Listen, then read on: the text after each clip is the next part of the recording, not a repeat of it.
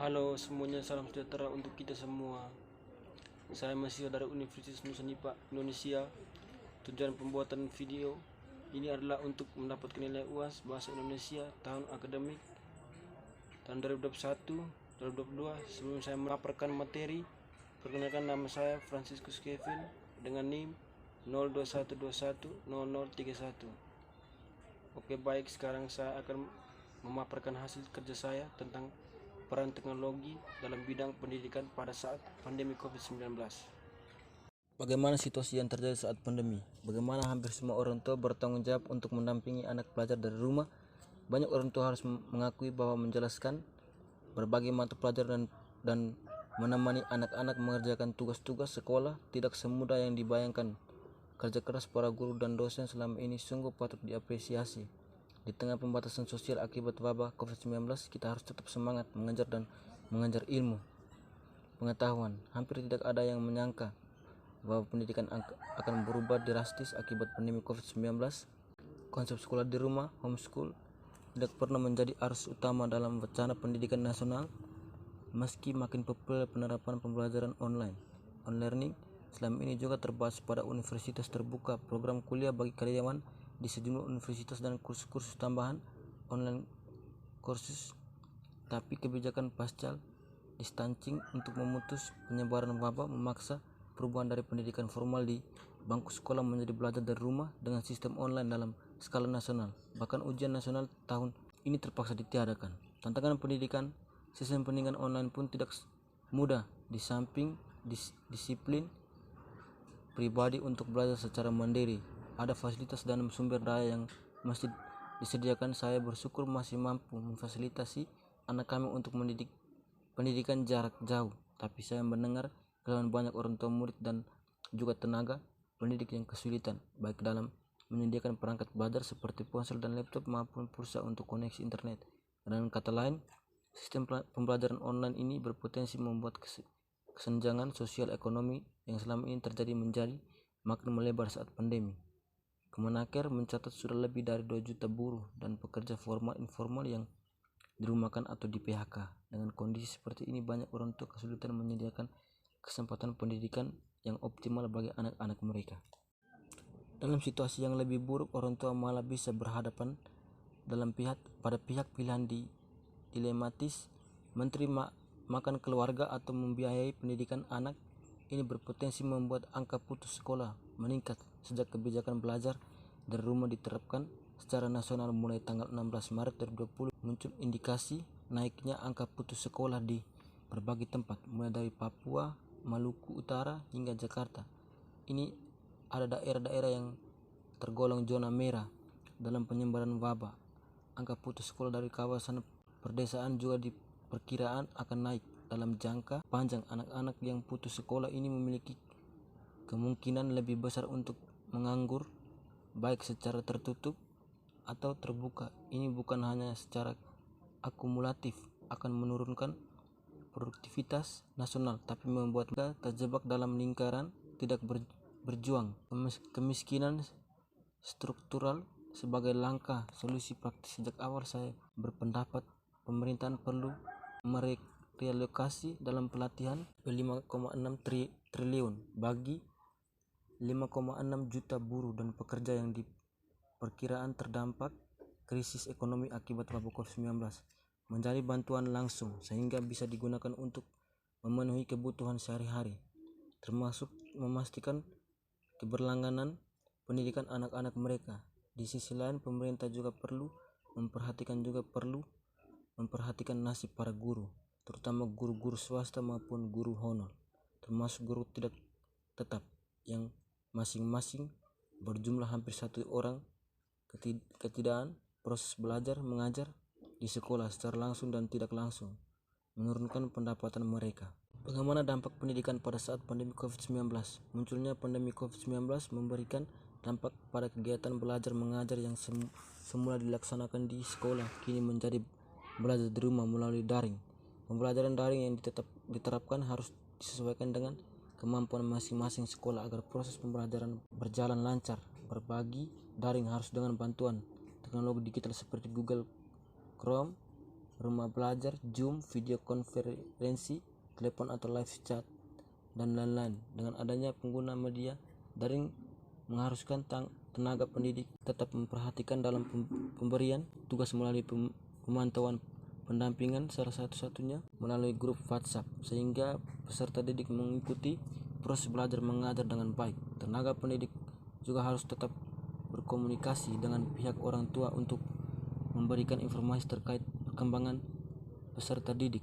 Dampak wabah COVID-19 juga dapat mengaruhi dan menurunkan mental para peserta didik, karena pada saat pandemi ini berlangsung, peserta didik diwajibkan untuk tetap di rumah saja tanpa batas waktu yang ditentukan, sehingga membuat setiap peserta didik akan kehilangan waktu dan kesempatan untuk berinteraksi sesama teman dan dapat mengurangi interaksi sosialnya.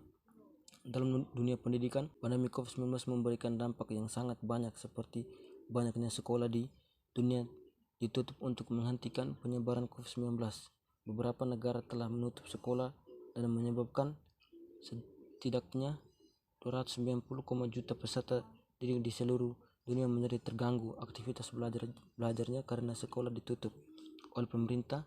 Dampak dari pandemi COVID-19 membuat pemerintah membuat program pembelajaran daring. Pembelajaran daring atau online merupakan pembelajaran yang berdasarkan pada teknologi media digital yang bahan belajar dikirim secara elektronik atau dalam bentuk file ke peserta didik dari jarak jauh menggunakan jaringan internet dan media komputer. Menurut pemerintah, pembelajaran online dinilai merupakan cara yang paling efektif dan efisien untuk melakukan pembelajaran di tengah pandemi saat ini. Upaya yang dilakukan pada bidang pendidikan saat pandemi coronavirus di saat COVID-19 masih menyelimuti Indonesia. Pandemi COVID-19 ini sangat berdampak pada banyak bidang, salah satunya adalah bidang pendidikan. Sebagai langkah preventif dan solutif yang dilakukan oleh pemerintah adalah mengeluarkan beberapa kebijakan dari kebijakan sosial dan pasca distancing, sehingga kebijakan pembatasan sosial berskala besar PSBB di berbagai kota. Hal ini menyebabkan semua aktivitas warga dilakukan di rumah, tidak terkecuali dalam kegiatan belajar mengajar maupun juga harus dilakukan di rumah, sehingga munculnya istilah pembelajaran jarak jauh PJJ. Dengan salah satu pendekatan yang dilakukan adalah melalui pelaksanaan pembelajaran dalam jaringan atau lebih akrab dikenal dengan sebutan pembelajaran daring.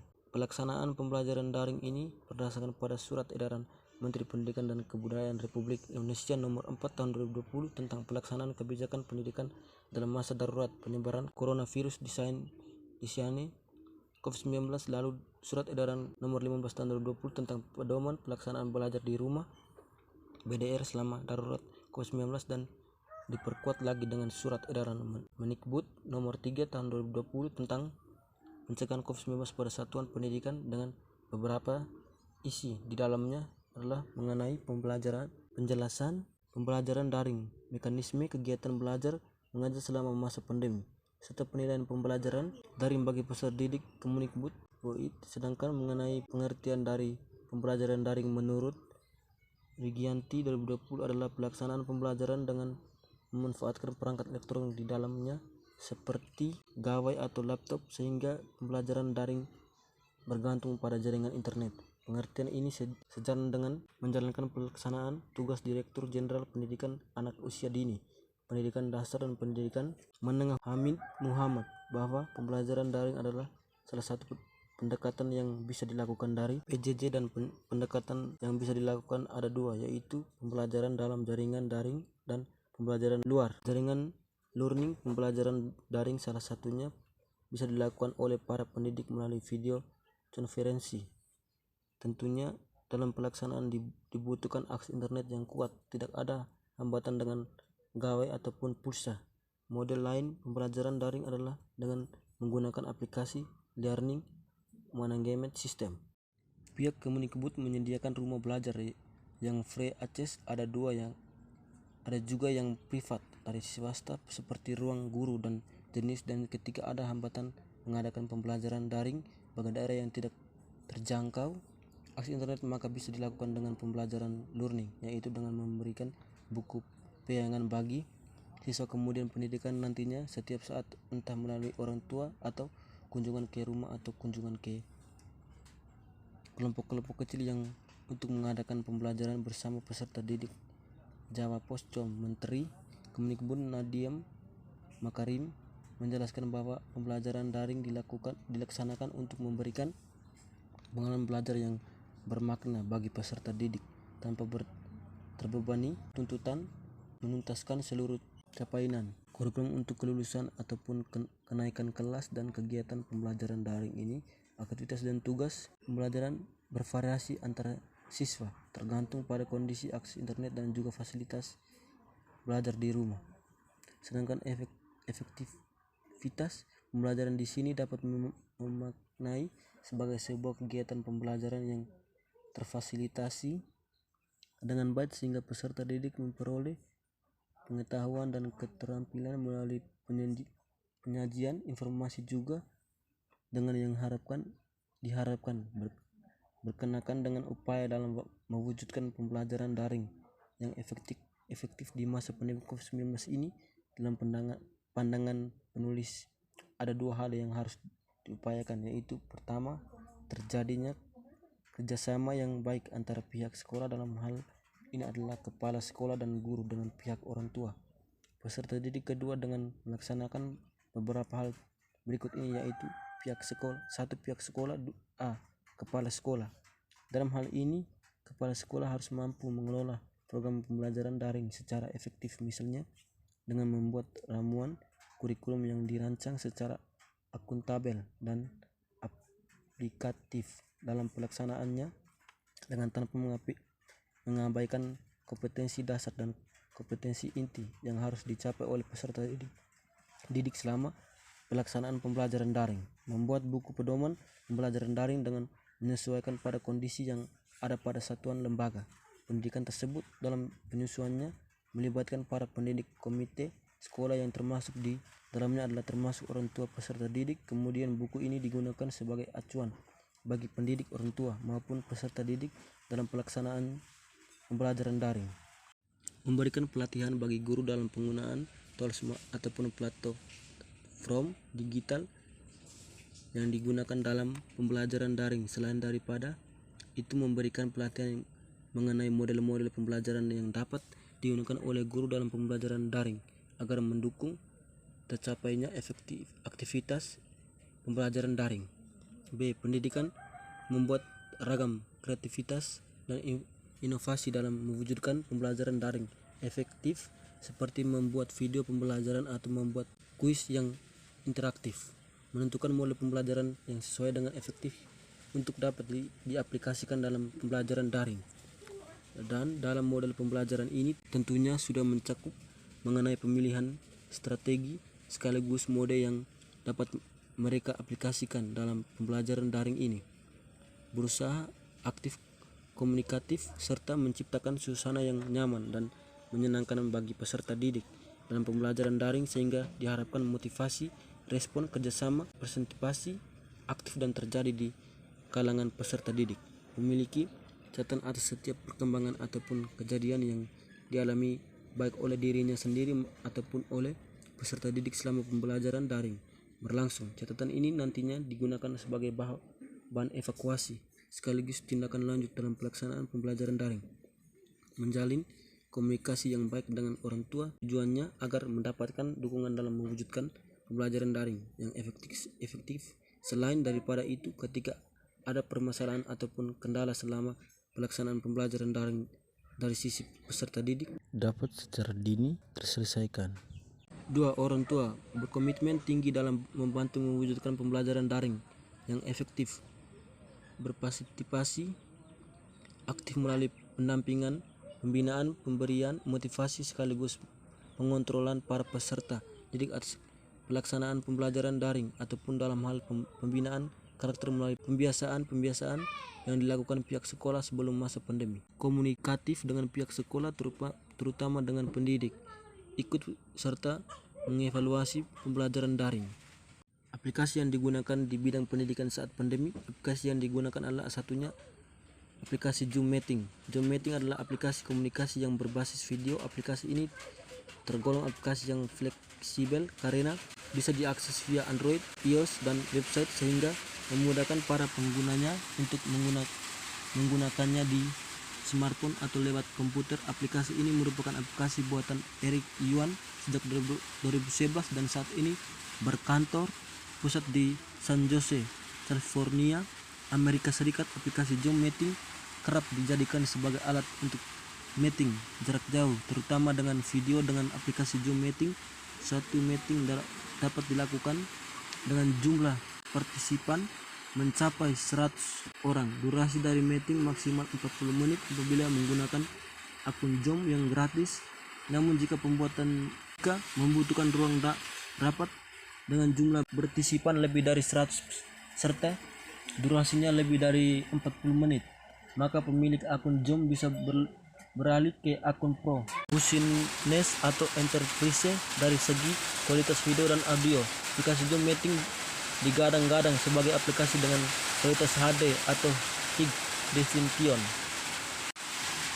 Mengenai keamanannya, aplikasi Zoom sudah mulai memperketat keamanan dengan menggunakan end-to-end encryption dan perlindungan kata sandi supaya keamanan lebih kuat. Zoom Meeting juga mendukung adanya fitur rekaman serta transkrip. Fitur ini mampu merekam rapat yang berlangsung dan rekaman tersebut bisa disimpan ke perangkat maupun via cloud, sehingga rekaman tersebut bisa diputar ulang untuk mengetahui isi rapat yang barangkali belum jelas. Lewat aplikasi Zoom, pengguna bisa mengatur jadwal untuk memulai rapat serta bisa memulai rapat melalui akun lainnya seperti Gmail, Outlook, dan iCal. Zoom Meeting memang mempunyai banyak fitur unggulan sebagai saran untuk melakukan meeting via video konferensi. Caranya, buka dulu Play Store, lalu di paling atas kita cari Zoom. Iya, oke, klik Zoom. Nah, kalau sudah ada, kamu klik download. Karena saya ini sudah download, tinggal di update, klik update saja.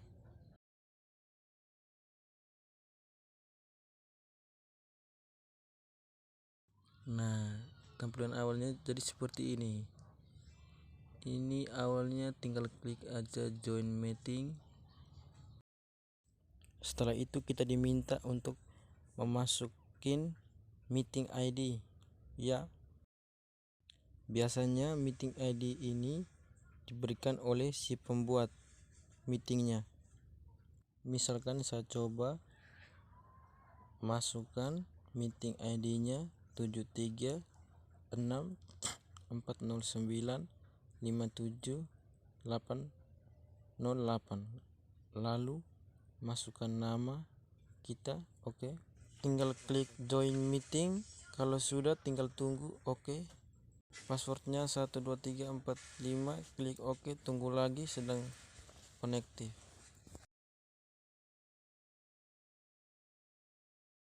Baik, inilah tutorial via Zoom dari saya. Sekian dan terima kasih.